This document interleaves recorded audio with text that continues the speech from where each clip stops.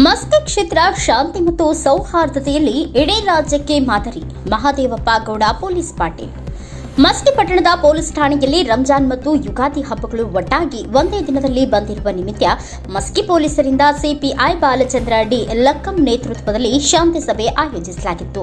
ಈ ಶಾಂತಿ ಸಭೆಯಲ್ಲಿ ಊರಿನ ಮುಖಂಡರು, ಪ್ರಗತಿಪರ ಚಿಂತಕರು, ಮುಸ್ಲಿಂ ಮತ್ತು ಹಿಂದೂ ಎಲ್ಲ ಸಮುದಾಯದ ಬಾಂಧವರು ಭಾಗವಹಿಸಿದ್ರು.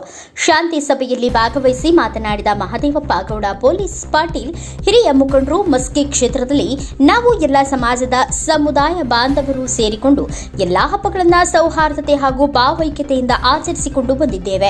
ಇಲ್ಲಿ ಯಾವುದೇ ರೀತಿ ಅಹಿತಕರ ಘಟನೆಗಳಿಗೆ ಆಸ್ಪದ ಕೊಡದೆ ಶಾಂತಿಯುತವಾಗಿ ಸೌಹಾರ್ದತೆಯಿಂದ ಆಚರಿಸಿ ಇಡೀ ರಾಜ್ಯಕ್ಕೆ ಮಸ್ಕಿ ಕ್ಷೇತ್ರವು ಶಾಂತಿ ಮತ್ತು ಸೌಹಾರ್ದತೆಯ ಪ್ರತೀಕ ಎಂದು ನಾವು ತೋರಿಸಿಕೊಟ್ಟಿದ್ದೇವೆ.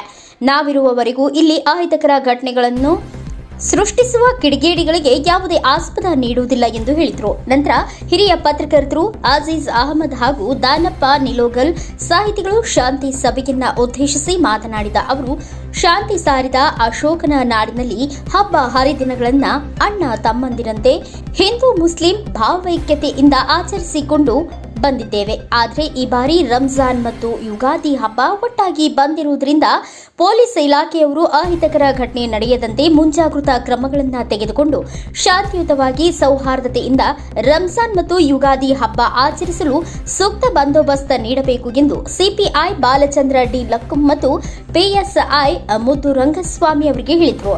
ನಂತರ ಸಭೆಯನ್ನ ಉದ್ದೇಶಿಸಿ ಮಾತನಾಡಿದ ಸಿಪಿಐ ಬಾಲಚಂದ್ರ ಡಿ ಲಕ್ಕಂ ಮತ್ತು ಪಿಎಸ್ಐ ಮುದ್ದು ರಂಗಸ್ವಾಮಿ, ಶಾಂತಿ ಮತ್ತು ಸೌಹಾರ್ದತೆಯ ಪ್ರತೀಕವಾಗಿರುವ ಈ ಮಸ್ಕಿ ನಗರದಲ್ಲಿ ಶಾಂತಿ ಕದಡುವ ಕಿಡಿಗೇಡಿಗಳು ಯಾರೇ ಇರಲಿ, ಅವರ ಮೇಲೆ ಯಾವುದೇ ಮುಲಾಜಿಲ್ಲದೆ ಸೂಕ್ತ ಕಾನೂನು ಕ್ರಮ ತೆಗೆದುಕೊಳ್ಳಲು ಮಸ್ಕಿ ಪೊಲೀಸ್ ಸನ್ನದ್ಧರಾಗಿದ್ದೇವೆ ಎಂದರು.